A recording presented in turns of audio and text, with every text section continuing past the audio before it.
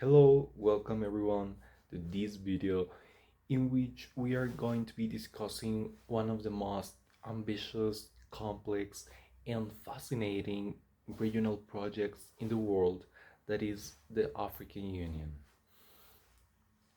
In this video, we are going to explore how the African Union functions as a regional integration mechanism, the challenges it faces, and finally, the real impact it has on international relations. As objectives, we can identify the following. Number one, how and why the African Union was created and how it has evolved from the Organization of African Unity. Number two, how regional integration works in Africa, from security to economic development. Number three, how the African Union manages conflicts, peace operations, and crises, obviously in terms of security. Number four, what Agenda 2063 means for the long-term development of Africa. Number five, what is the real impact it has on international relations? So let's check what do we have with the African Union.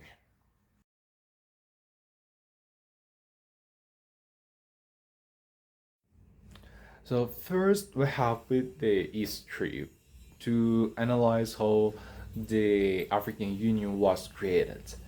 From 1884 to 1885, with the Berlin Conference, we saw the partitioning of Africa among the European countries.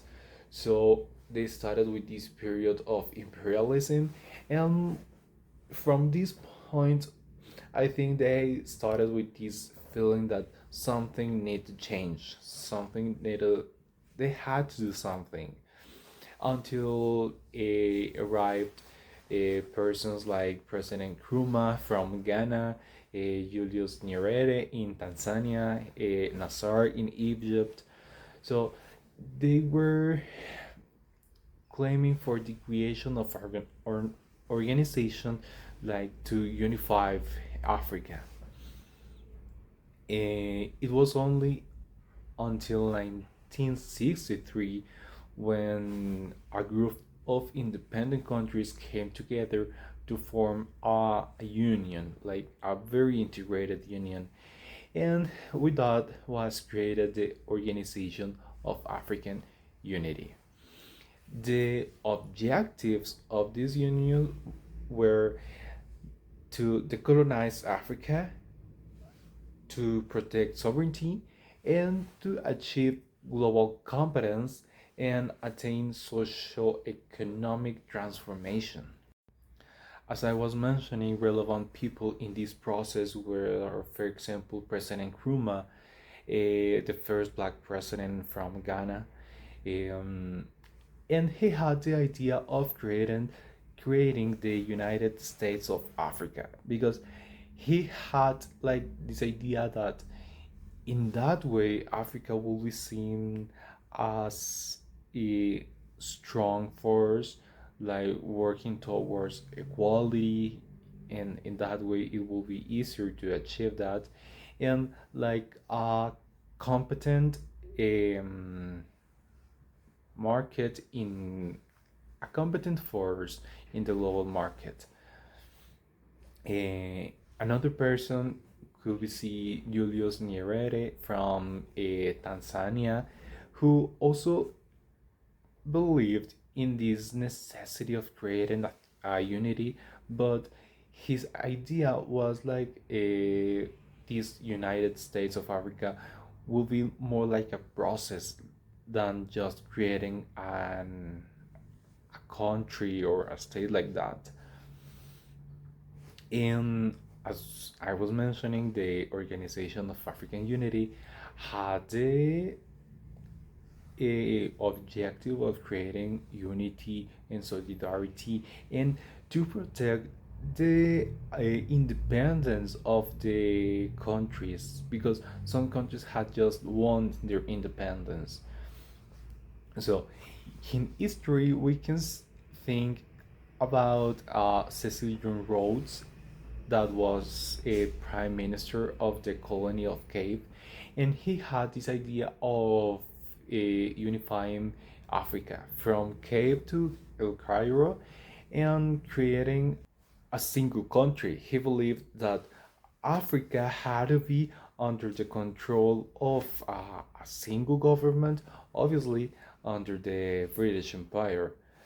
So we can think in this precedent of the thinking of unifying Africa under a single organization. But to this point, Africa had been already decolonized with respect to foreign domination, and they had already achieved certain level of economic and political and social and cultural integration among their countries, and yes, market integration, development, and regional integration in general. Going ahead in the timeline, in 1991, the Organization of African Unity signed the Abuja Treaty, and with this, they created the African Economic Community. The intentions of the African Economic Community were: number one, promoting economic, social, and cultural development to increase self reliance and self sustained growth. Number two, establishing a continental framework for developing, mobilizing, and using the human resources and material resources from Africa. As third objective, we have raising the standard of living of African peoples, enhancing economic stability, and fostering peaceful relations among member states. And number four, coordinating and harmonizing policies among existing and future regional economic communities. Later in 1999, the African leaders met at Libya to review the Organization of African Unity Charter. In that meeting, they saw the necessity to change something, and this change was overdue given the demands of the changing world, because changing was evolving and they had to evolve also. So with South Africa having achieved his democracy in 1994, they they saw even a more urgent necessity to change something, because apparently the African the Organization of African Unity had achieved already his purpose, that was decolonizing its members.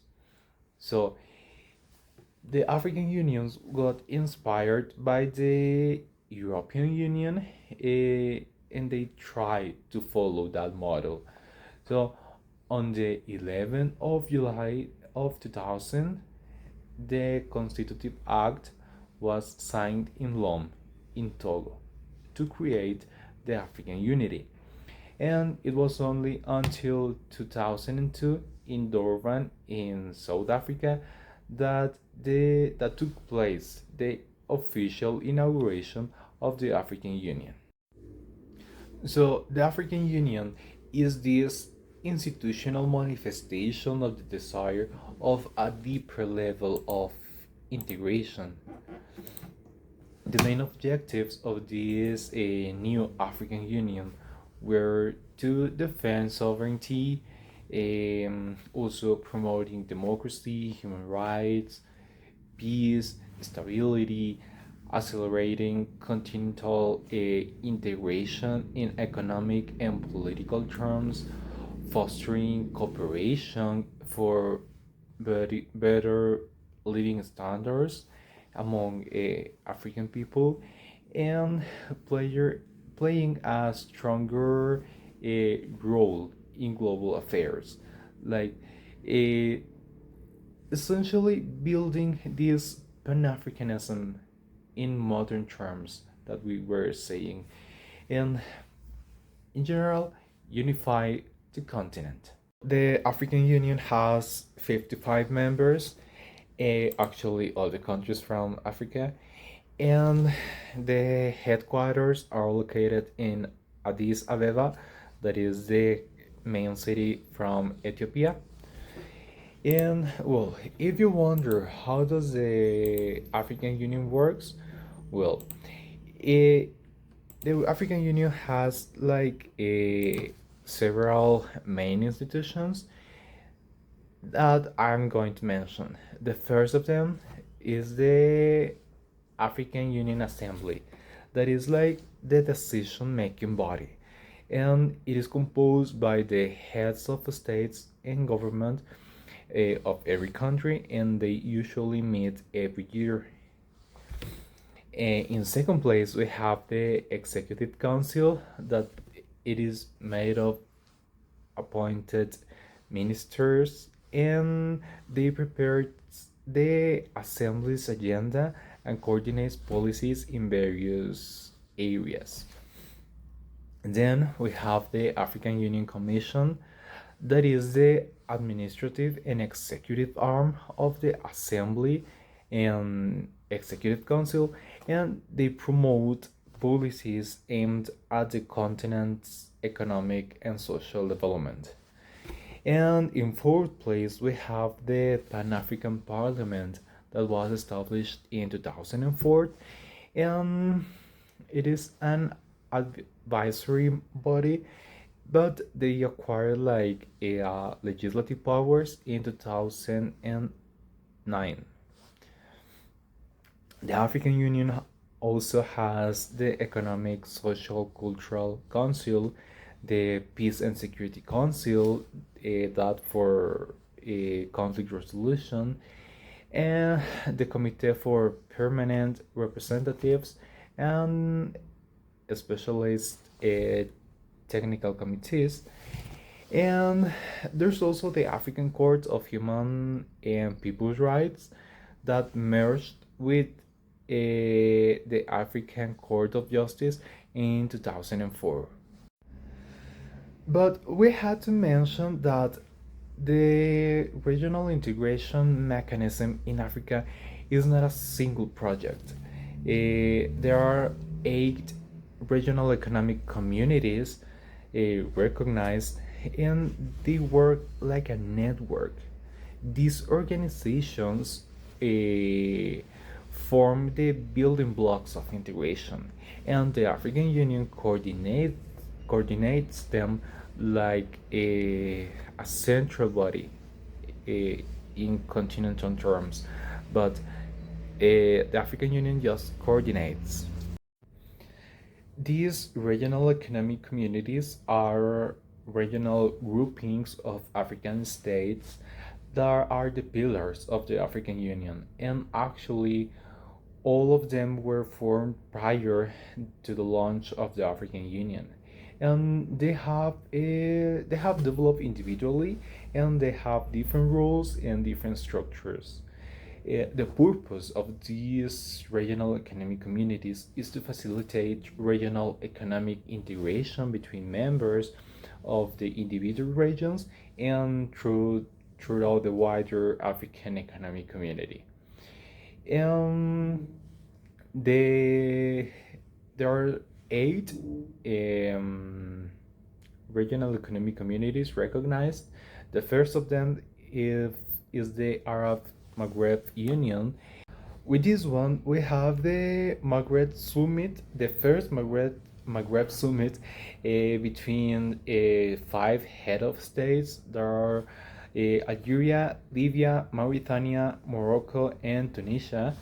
And it was in Seralda in Algeria in June 1988. and it resulted this summit in the decision to set up the Maghreb High Commission and various specialized commissions. Later, on February 1989, in Marrakech was formally established the UMA between these five heads of state.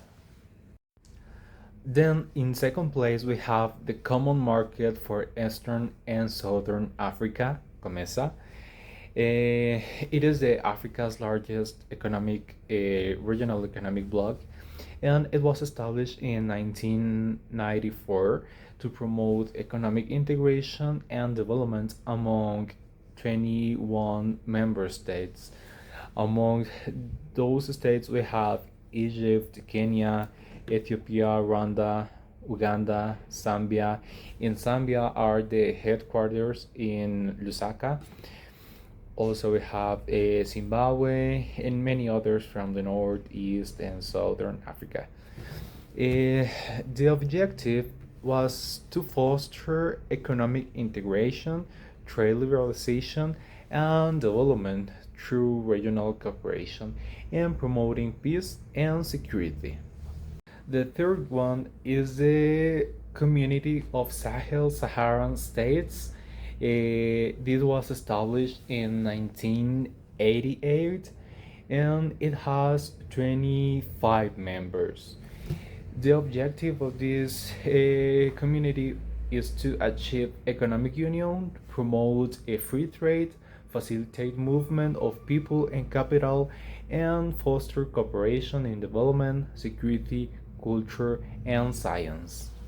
The next one is the East African Community, that is a bloc of 8 countries that are Burundi, the Democratic Republic of Congo, Kenya, Rwanda, Somalia, South Sudan, Uganda, and Tanzania. In Tanzania, we have the headquarters.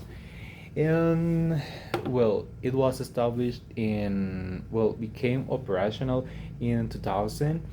And this organization is important, this community, because they have a more than 300 million people among their citizens.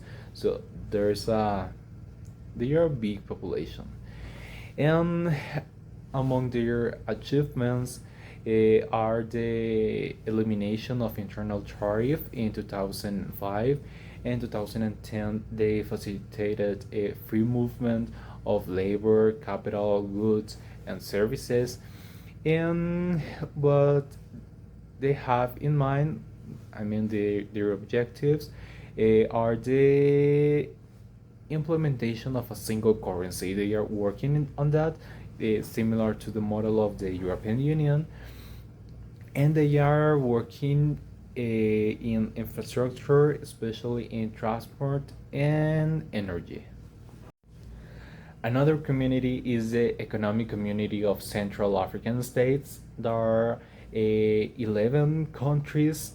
They are Angola, Burundi, Cameroon, Central African Republic, Chad, Democratic Republic of Congo, Equatorial Guinea, Gabon, Republic of Congo, Rwanda, and Sao Tome and Principe. The headquarters are in Equatorial Guinea, and they have the goal of achieving a self-reliance, rise living standards, maintaining stability, foster peace, and promote balanced development in industry, transport, energy, trade, and human resources.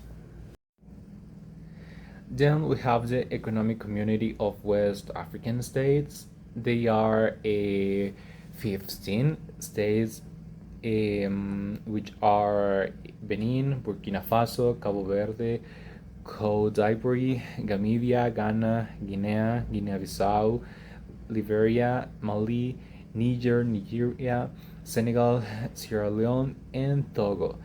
This community was established in 1975 with the Treaty of Lagos, and this is another important one because they have 400 million people among their citizens, and their objective is to facilitate free movement of people and goods.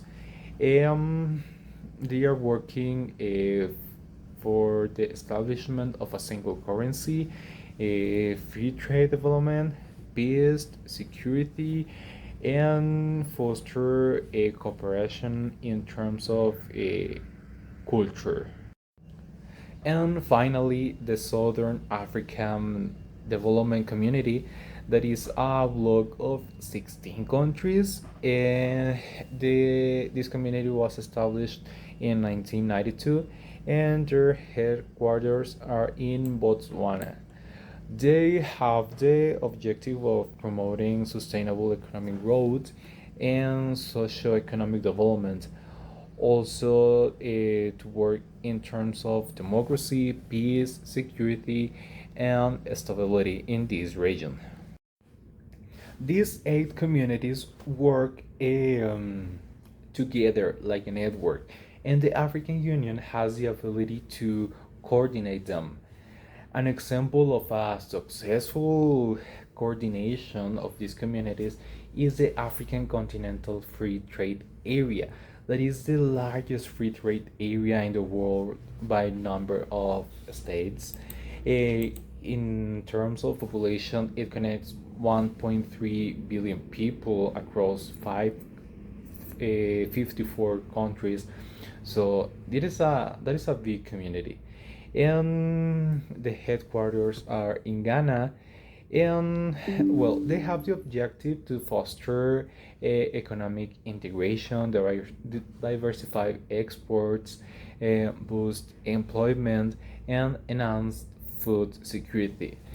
It had its benefits because it expects to lift millions out of poverty and increase significantly intra-African exports. Uh, the main significance, the main importance of this community is that it is a historical step in terms of cooperation, because it is actually making use of the existing regional economic communities, and the African Union is successfully coordinating them to create this kind of agreement that is actually working